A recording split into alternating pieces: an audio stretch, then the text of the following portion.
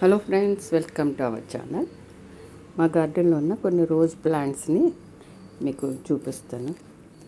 And rose plant లేని గార్డెనే ఉండదు. చూడండి, ఈ మొక్క మంచి రెడ్ అంటే సింగిల్గానే వస్తాయి, కానీ మొక్క నిండా ఫ్లవర్స్ వస్తాయి అన్నమాట. మంచి కలర్ కదా. ఇది ఒక్క మొక్క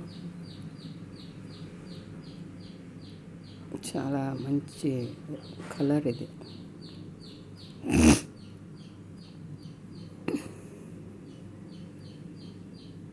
ఇదొకటి.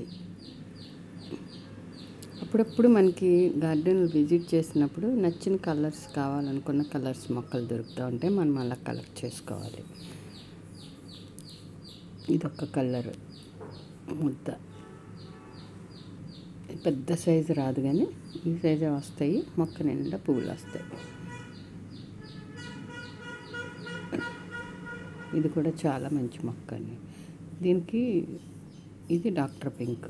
ఇది కూడా మంచి వెరైటీ, చాలా బాగుంటుంది. పెద్ద పూలు వస్తాయి. ఇదైతే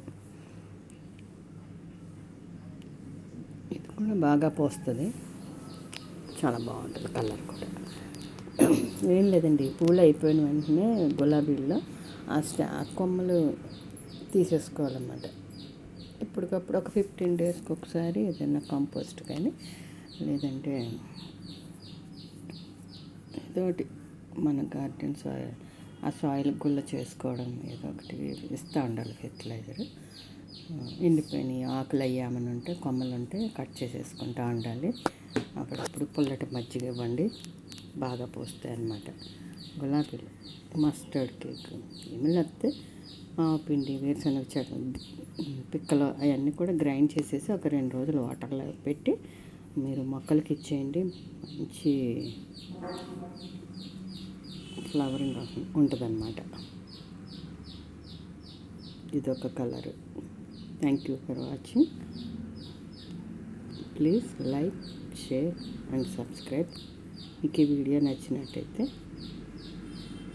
కామెంట్ కూడా చేయండి. Thank you for watching.